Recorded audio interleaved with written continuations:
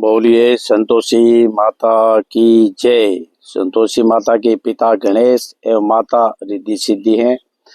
माना जाता है कि संतोषी माता की संपूर्ण कथा जो भी व्यक्ति चित्त लगाकर श्रद्धा और भक्ति से सुनता है, उसका घर हमेशा सोना चांदी मोती मूंगा रत्नों से भरा हुआ परिवार रहता है। गणपति देव की कमाई गणपति ने बढ़ाई, सवाई धंधे में बरकत, दरिद्रता दूर, कलह कलह क्लेश का नाश, सुख शांति का प्रकाश, बालकों की फुलवारी हमेशा खिली रहती है। धंधे में मुनाफे की कमाई, मनोकामना पूर्ण, शोक विपत्ति और चिंता दूर होती है। संतोषी माता का जिसने लिया नाम, उसके बन जाए सारे काम। बोलो श्री संतोषी माता की जय। इस कथा को हमारे साथ अंत तक सुनिए, जिससे आप भी लाभान्वित हो सके। इस व्रत को करने के लिए उस दिन घर में कोई भी खटाई ना खावे। कथा को सुनने और व्रत को करने के लिए मुख्य सामग्री जल से भरा हुआ नया कलश, गुड़ और चने का प्रसाद, दीपक, धूप, बत्ती आदि होना चाहिए। जिस व्रत को करने वाला कथा कहते व सुनते समय हाथ में गुड़ और भुने हुए चने रखे। सुनने वाला संतोषी माता की जय का जयकारा मुख से बोलता जाए। कथा समाप्त होने पर हाथ का गुड़ और चना गाय को खिला देवें। कलश के ऊपर रखा गुड़ व चना सभी को प्रसाद के रूप में बांट देवें। कथा के पहले कलश को जल से भरे और उसके ऊपर गुड़ व चने का भरा कटोरा रख दें। कथा समाप्त होने पर आरती होने के बाद कलश के जल को घर में सब जगह पर छिड़के और बचा हुआ जल तुलसी की क्यारी में सींच देवें। बाजार से गुड़ मोल लेकर आए या यदि घर में गुड़ है तो वही काम में लेकर व्रत करें। व्रत करने वाले को श्रद्धा और प्रेम से प्रसन्न मन से व्रत करना चाहिए। व्रत के उद्यापन में 2.5 सेर खाजा, खीर, चने का साग नैवेद्य रखे एवं घी का दीपक जलाकर प्रगट संतोषी माता की जय जयकार बोल नारियल तोड़े। इस दिन घर में कोई भी व्यक्ति खटाई न खावे। खट्टी वस्तु खाने से माता का कोप होता है, इसलिए उद्यापन के दिन दाल और साग किसी में भी खटाई न डाले, न दूसरों को खिलाएं। इस दिन 8 लड़कों को भोजन कराएं। देवर या जेठ के कुटुंब के मिलते हों तो पहले उन्हें बुलाना चाहिए, नहीं तो पास पड़ोस के या ब्राह्मणों के 8 लड़कों को बुलाया जाए। उन्हें खटाई की कोई वस्तु नहीं देनी चाहिए और यथाशक्ति सामर्थ्य अनुसार दान दक्षिणा में नगद पैसा न देकर कोई वस्तु ही दान में देनी चाहिए। व्रत करने वाला कथा सुनकर और प्रसाद लेकर एक समय भोजन कराए। ऐसा करने से संतोषी माता प्रकट होती है, मनोवांछित फल देती है। ये व्रत अपने श्रद्धा अनुसार 8 सप्ताह, 12 सप्ताह, 24 सप्ताह, 32 सप्ताह, जब तक आपकी मनोकामना पूर्ण नहीं होती, संतोषी माता का व्रत किया जाता है और व्रत के अंत में उद्यापन किया जाता है। ये था संतोषी माता के व्रत की विधि। आप संतोषी माता की कथा। एक बुढ़िया थी, उसके 7 बेटे थे। उनमें से 6 कमाते थे और एक न कमाने वाला था। वह बुढ़िया उन 6 को अच्छी रसोई बनाकर बड़े प्रेम से खिलाती व 7वें को बचा कुचा जूठन खिलाती थी, परंतु वह भोला भाला था, अतः मैं कुछ भी विचार नहीं करता था। एक दिन वह अपनी पत्नी से बोला, देखो मेरी माता को मुझसे कितना प्रेम है। उसने कहा, वह तुम्हें सभी की जूठन खिलाती है, फिर भी तुम ऐसा कहते हो। चाहो तो तुम समय आने पर स्वयं देख सकते हो। एक दिन बहुत बड़ा त्योहार आया। बुढ़िया ने 7 प्रकार के भोजन व चूरमों के लड्डू बनवाए। 7वां लड़का यह बात जांचने के लिए सुर दुखने का बहाना करके पतला कपड़ा ओढ़कर सो गया और देखने लगा माँ ने उनको बहुत अच्छे अच्छे आसनों पर बिठाया और 7 प्रकार के भोजन और लड्डू परोसे। वह उन्हें बड़े प्रेम से खिला रही है। जब वे 6 भाई उठकर चले गए तो माँ ने उनकी थालियों से झूठी कट्ठन की और उनसे एक लड्डू बनाया। फिर वह 7वें लड़के से बोली, अरे रोटी खा ले। वह बोला, माँ मैं भोजन नहीं करूंगा, मैं तो परदेश जा रहा हूँ। माँ ने कहा, कल जाता हो तो आज ही चला जा। वह घर से निकल गया। चलते समय उसे अपनी पत्नी की याद आई जो गौशाला में कंडे थाप रही थी। वह बोला, हम विदेश को जा रहे, आएंगे कछुकाल, तुम रहियो संतोष से, धर्म आपनो पाल। इस पर उसकी पत्नी बोली, जाओ पिया आनंद से, हमारी सोच हटाए, राम भरोसे हम रहे, ईश्वर तुम्हें सहाय, देहो निशानी आपनी, देख धरू मैं धीर, शुद्धि हमारी ना विसारियो, रखियो मन गंभीर। बोलो जय संतोषी माता की जय। इस पर वह लड़का बोला, मेरे पास कुछ नहीं है, यह अंगूठी है, सो ले लो और मुझे भी अपनी कोई निशानी दे दो।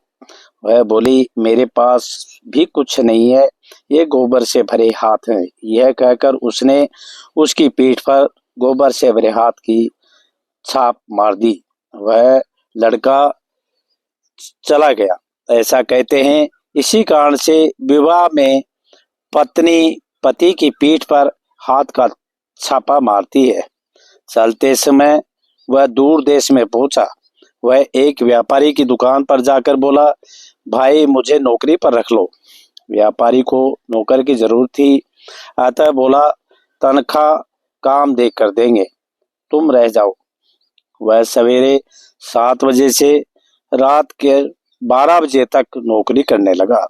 थोड़े ही दिनों में वह सारा लेन देन और हिसाब किताब करने लगा। सेठ के 6-7 नौकर चक्कर खाने लगे। सेठ ने उसे 2-3 महीने में आधे मुनाफे का हिस्सेदार बना दिया। 12 वर्ष में वह नामी सेठ बन गया और उसका मालिक उसके भरोसे काम छोड़कर कहीं बाहर चला गया। उधर उसकी औरत को सास और जिठानियां बड़ा कष्ट देने लगी। वे उसे लकड़ी लेने जंगल में भेजती, भूसे की रोटी देती, फूटे नारियल में पानी देती और बड़े कष्ट से जीवन बिताती थी। एक दिन वह लकड़ी लेने जा रही थी तो रास्ते में उसे कई औरतों को व्रत करते देखा। वह पूछने लगी, बहनों ये किसका व्रत है, कैसे करते हैं, इससे क्या फायदा मिलता है? तो एक स्त्री बोली, यह संतोषी माता का व्रत है, इसके करने से मनोवांछित फल मिलता है।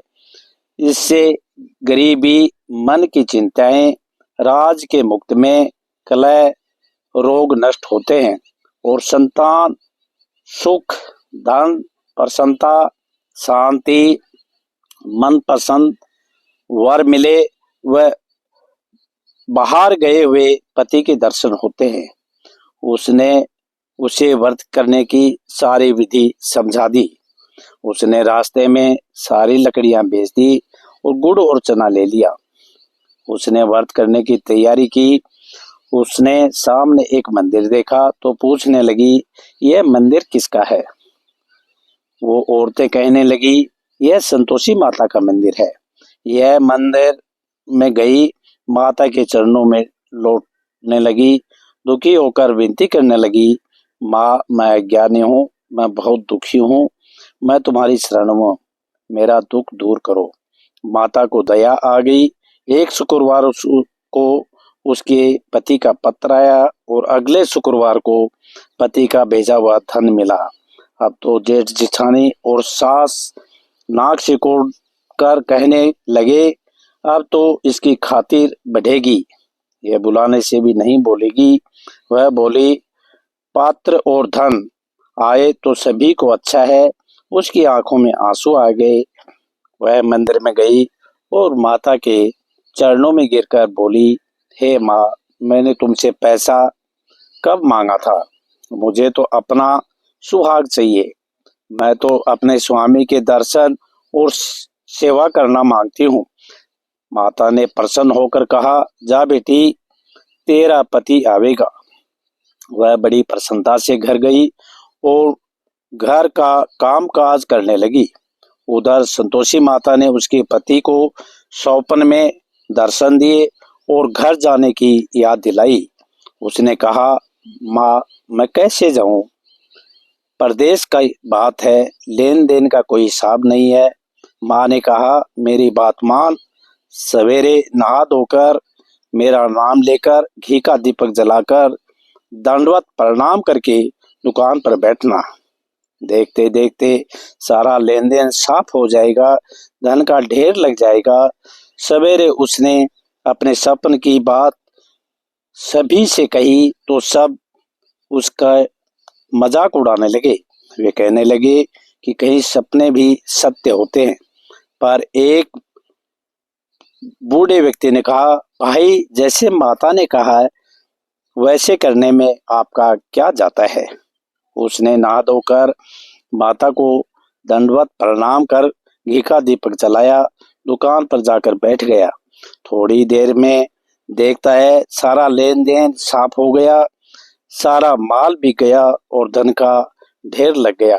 वह प्रसन्न हुआ और घर के लिए गहने और सामान वगैरह खरीदने लगा। वह जल्दी ही घर के लिए रवाना हो गया। उधर बेचारी उसकी पत्नी रोज लकड़ियां लेने जाती और रोज संतोषी माता की सेवा करती। उसने माता से पूछा, हे माँ, यह धूल कैसी उठ रही है? उसने कहा, तेरा पति आ रहा है, तू लकड़ियों के 3 बोझ बना ले, एक नदी के किनारे रख, एक यहाँ रख और तीसरा अपने सर पर रख ले। तेरे पति के दिल में उस लकड़ी के गट्ठे को देकर मोह पैदा होगा, जिससे वह यहाँ रुककर नाश्ता पानी करके घर जाएगा। तब तू लकड़ियां उठाकर घर जाना और चौक के बीच में गट्ठर डालकर जोर से 3 आवाजें लगाना, सासू जी, लकड़ियों का गट्ठा लो, भूसे की रोटी दो और नारियल के खोपड़े में पानी दो। आज मेहमान कौन आया है? इससे माँ के चरण छुए और उसके कहे अनुसार सारा कार्य किया। वह तीसरा गट्ठर लेकर घर गई और चौक में डालकर कहने लगी, सासू जी, लकड़ियों का गट्ठर लो, भूसे की रोटी दो और नारियल के खोपड़े में पानी दो। आज मेहमान कौन आया है? यह सुनकर सास बाहर आकर कपट भरे वचनों से उसके दिए हुए कष्टों को भुलाने के लिए कहने लगी, बेटी, तेरा पति आया है, आ, मीठा भात और भोजन कर और गहने कपड़े पहन। अपनी माँ के ऐसे वचन सुनकर उसका पति बाहर आया और अपनी पत्नी के हाथों में अंगूठी देखकर व्याकुल हो उठा। उसने पूछा, यह कौन है? माँ ने कहा, यह तेरी बहू है। आज 12 वर्ष हो गए, यह दिन भर घूमती फिरती है, कामकाज करती नहीं है, तुझे देकर नखरे करती है। बोला, ठीक है, मैंने तुझे एक ही दिन में वो राजा के समान ठाट बाट वाले बन गए। दूसरे घर की इतने में अगला शुक्रवार आया। बहू ने अपने पति से कहा, मुझे संतोषी माता के व्रत का उपवास करना है। वह बोला, बहुत अच्छा, खुशी से कर ले। उसने उद्यापन की तैयारी करने तीसरी मंजिल के उसने जेठ के लड़कों कमरे में रख दिया। जीवने के लिए कहा, कि दिन में वे राजा के जेठानियों ने अपने बच्चों को सिखाया वाले बधाई मांगना, जिससे उसका उद्यापन पूरा न हो। लड़कों ने जिम कर खटाई मांगी। बहू कहने लगी, भाई, खटाई किसी को नहीं दी जाएगी, यह तो संतोषी माता का प्रसाद है। लड़के खड़े हो गए और बोले, पैसा लाओ। वह भोली कुछ न समझ सकी उनका क्या भेद है। उसने पैसे दे दिए और वे इमली की खटाई मंगाकर खाने लगे। इस पर संतोषी माता ने उस पर रोष किया। संतोषी माता नाराज हो गई। राजा के दूत उसके पति को पकड़कर ले गए। वह बेचारी बड़ी दुखी हुई और रोती हुई माताजी के मंदिर में गई और उसके चरणों में गिरकर कहने लगी, माता, ये क्या किया? हंसाकर अब तो मुझे क्यों रुलाने लगी? माता बोली, पुत्री, दुख है कि तूने अभिमान करके मेरा व्रत तोड़ा है और इतनी जल्दी सब बातें भुला दी। वह कहने लगी, माता मेरा कोई अपराध नहीं, मुझे तो लड़कों ने भूल में डाल दिया, मैंने भूल से ही उन्हें पैसे दे दिए। माँ मुझे क्षमा करो, मैं दोबारा उद्यापन करूंगी। बोलो जय संतोषी माता की। माता बोली, जा, तेरा पति रास्ते में आता हुआ ही मिलेगा।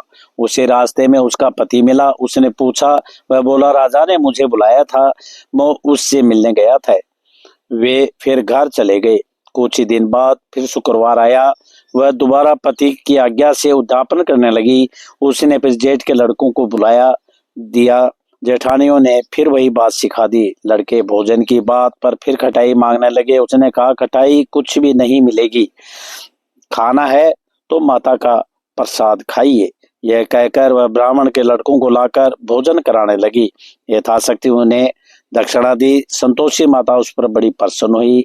माता की कृपा से 9वें मास उनके एक चंद्रमा के समान पुत्र हुआ।